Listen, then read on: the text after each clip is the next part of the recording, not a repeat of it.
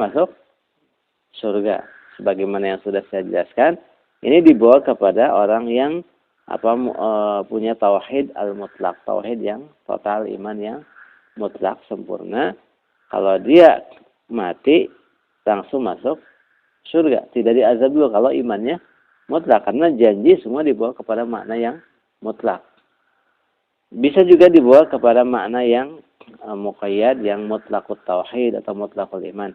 Orang yang mati dalam keadaan bertauhid, tidak berbuat syirik, pasti masuk surga walaupun sebelumnya dimasukkan ke dalam neraka dulu karena dosanya. Tapi kan sekarang ketika Allah Subhanahu wa taala memasukkan orang mati dalam tauhid, banyak dosanya. Terus dimasukkan ke dalam neraka karena dosanya. Terus dimasukkan ke dalam surga. Allah menyalahi janji tidak? Tidak, Allah mengatakan pasti masuk surga. Kan itu. Allah tidak mengatakan orang ini tidak akan masuk neraka dulu, tapi Allah mengatakan pasti masuk surga. Nah, kalau yang imannya mutlak, maka dia langsung masuk surga.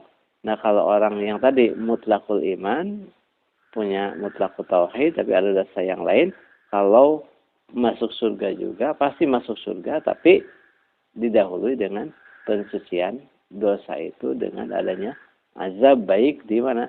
Di kubur ataupun di neraka nanti. Tapi intinya dia pasti masuk surga. Dan barang siapa yang berjumpa dengan Allah dalam keadaan menyekutukan dengannya, pasti masuk neraka. Pasti masuk neraka. Kalau orang menyekutukan Allah kan sudah dipastikan kekal dalam neraka. Makanya kalau ada dalil yang kan kalau ini kita katakan, kenapa kita mengatakan kekal dalam neraka? Karena ada nas yang lain kan. Tapi kalau ada hadis-hadis barang siapa ini kan, maka masuk neraka, seperti wa may yaqtul mu'minan muta'ammidan fajazaohu jahannamu khalidan fiha wa ghadiballahu alaihi wa la'anahu wa adalahu azaban azima. Ini siapa yang bunuh orang mukmin sengaja masuk neraka kan? Ya. Nah, ketika pemastian kita ketika mengatakan si fulan masuk neraka itu, karena memang ada dalilnya, gitu kan? Ada dalilnya. Terus ketika kita mengatakan dia dikeluarkan dari neraka karena ada dalilnya juga, gitu kan? Dalilnya juga. Dalil yang lain bahwa Allah tidak Allah akan mengeluarkan dari neraka orang yang di dalam hatinya ada sebesar zarah dari keimanan. Jadi kalau orang masuk surga, tidak akan mungkin sesudah masuk surga tidak mungkin keluar dari surga. Tapi kalau masuk neraka, bisa dikeluarkan dari neraka tersebut. Makanya kalau dalam hadis-hadis ada dosa-dosa yang Allah katakan masuk neraka, itu sifatnya wa'id, ancaman. Nah, harus digabungkan dengan nas wa'ad, janji. Kan sebab kesesatan Khawarij itu karena mereka memegang kepada nas-nas wa'id, tidak menggabungkan dengan wa'ad. Kesesatan orang Murji'ah karena memegang nas-nas wa'ad, tidak digabungkan dengan nas wa'id. Dengan Ahlussunnah wal Jamaah, salaf menggabungkan antara wa'ad dengan wa'id. Kalau wa'ad janji pasti ditunaikan. Kalau wa'id tidak mesti terjadi, tidak mesti tertunaikan. Itu kalau ancaman. Karena kalau janji, Allah tidak akan menyalahi janji. Innallaha la yukhliful mi'ad, innaka la tukhliful mi'ad.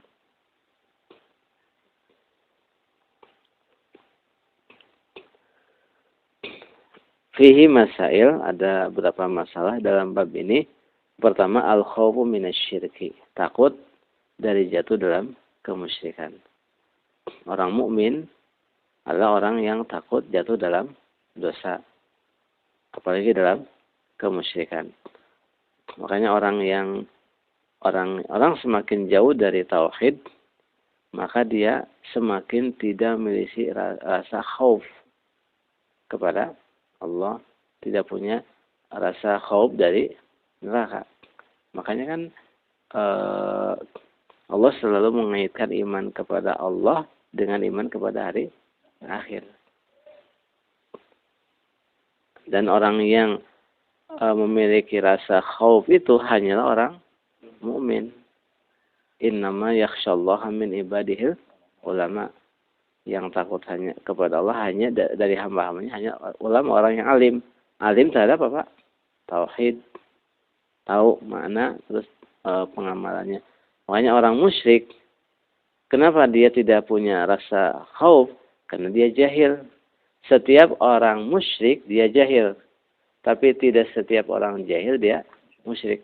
Qul afa ghairallahi ta'muruni a'budu ayyuhal jahilun.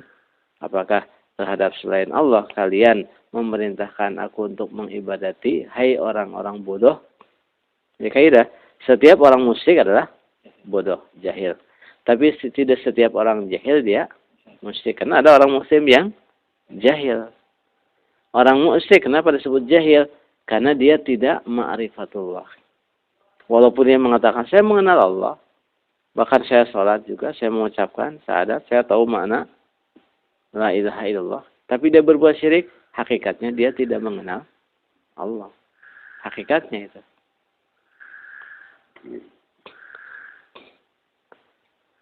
Makanya orang Yahudi ketika didakwahi oleh Muaz, kan Yahudi tahu Allah tidak? Tahu kan? Mereka juga bersyahadat. Tapi dalam hadis tersebut Rasul memerintahkan Muaz untuk mengajak mereka kepada 2 kalimat syahadat. Terus kata Rasul, "Faiza arafullaha", bila mereka telah mengenal Allah. Dalam satu riwayat, "Faiza arafu dzalika", bila mereka telah mengenal hal itu syahadat, maka beritahukan kepada mereka bahwa Allah mewajibkan salat yang 5 waktu. Lihat, bila mereka telah mengenal Allah, artinya kalimat tauhid yang didakwakan adalah ma'rifatullah itu maknanya.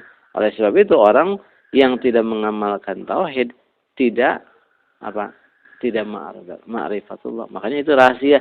Kenapa usul salah Syekh Muhammad yang pertama ma'rifatullah. Itu maksudnya tauhid itu gitu kan, bukan ma'rifah yang banyak orang kan mengenal Allah sekedar teori bahwa Allah sang pencipta yang mengatur, yang wajib diibadati, tapi perbuatannya berbuat syirik gitu. Kemudian selanjutnya yang kedua, an-riya minasyirki, bahwa riya termasuk syirik. Kemudian annahu minasyirkil asghar, bahwa ia termasuk syirik asghar.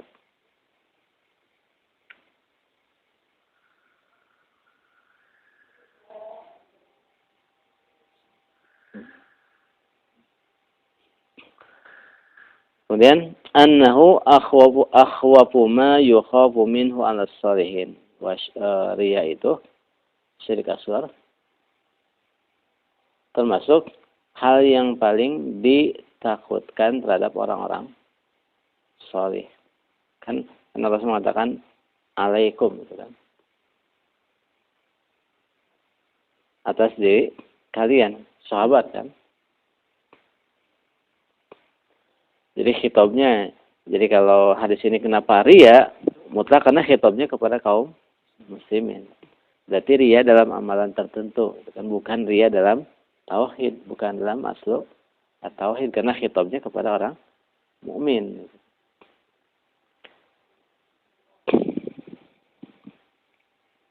Kemudian qurbu al-jannati wan nar, dekatnya surga dan neraka. Al-jamu baina qurbihima fi hadisin wahidin. Saking dekatnya surga dan neraka itu digabungkan dalam satu hadis. Siapa yang berjumpa dengan Allah dalam keadaan tidak berbuat syirik, pasti masuk surga. Siapa yang berjumpa dengan Allah dalam keadaan berbuat syirik, pasti masuk neraka. Makanya kan sampai nanti akan ada hadis orang masuk neraka atau surga karena seekor lalat. Kemudian yang ketujuh, annahu man laqiyahu la yusyriku bihi syai'an dakhala al-jannata wa man laqiyahu yusyriku bihi syai'an dakhala an-nara walau kana min a'badin nas. Bahwa orang barang siapa yang berjumpa dengan Allah dalam keadaan tidak menyekutukan sesuatu pun dengannya, maka dia pasti masuk surga. Dan barang siapa berjumpa dengan Allah dalam keadaan menyekutukan sesuatu dengannya, maka pasti masuk neraka walaupun dia tergolong orang yang paling rajin ibadah.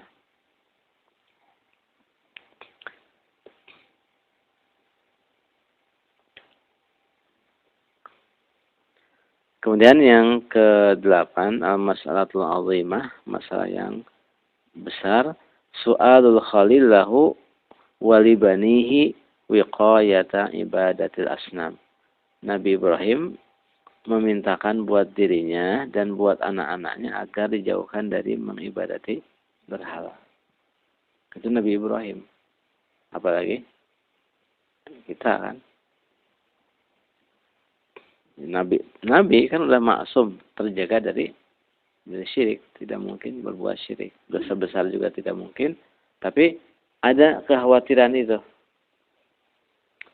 Makanya ciri orang mukmin adalah orang yang selalu khawatir terhadap dosanya. Kalau orang munafik merasa aman dari dosanya.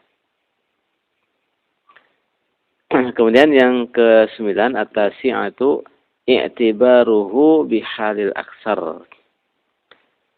Nabi Ibrahim mengambil i'tibar, mengambil pelajaran dengan keadaan mayoritas manusia. Maksudnya, kenapa khawatir jatuh dalam syirik? Karena mayoritas manusia jatuh dalam syirik. Rabbi innahunna adlalna katsiran minan nas. Ya Rabb, sesungguhnya berhala-berhala itu telah menyesatkan banyak manusia.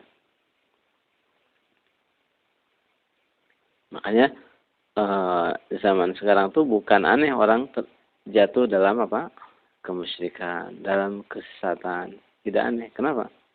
Karena menjerat-jeratnya banyak. Tapi yang aneh itu, kata Ibnu Qayyim, adalah orang yang bisa selamat. Bagaimana dia bisa selamat? Itu yang aneh. Kemudian fihi tafsirul la ilaha illallah kama zakarahul Bukhari. Di dalamnya ada tafsir la ilaha illallah. Itu mengibadati Allah lagi tidak menyekutukan sesuatu pun dengan itu tafsir la ilaha illallah. Yang ke al-hadiyata asyrata, yang ke-11, fadilatu man salima minasyirki, keutamaan orang yang selamat dari syirik. Kalau selamat dari syirik secara total, syirik asghar, syirik akbar, berarti jaminannya langsung masuk surga. Tapi kalau dia selamat dari syirik akbar, tapi ada hal-hal yang lain yang dia langgar, tapi tidak menggugurkan tauhid, dia selamat dari kekal di dalam api neraka. Jadi kalau dia punya al-iman al-mutlaq, dia selamat dari neraka, sama sekali tidak akan masuk neraka. Tapi kalau punya al-iman al-mutlaqul iman, tapi ada kekurangan-kekurangan yang lain yang menuntut untuk dimasukkan ke dalam api neraka, dia akan selamat dari kekal di dalam api neraka. Itu keutamaan tauhid. Keutamaan orang yang terbebas dari syirik. Kita cukupkan. Wassalamualaikum warahmatullahi wabarakatuh. Wa ala alihi wasallam. Subhanallah wa bihamdika asyhadu an la ilaha illa anta astaghfiruka wa atubu ilaik. Wassalamualaikum warahmatullahi wabarakatuh.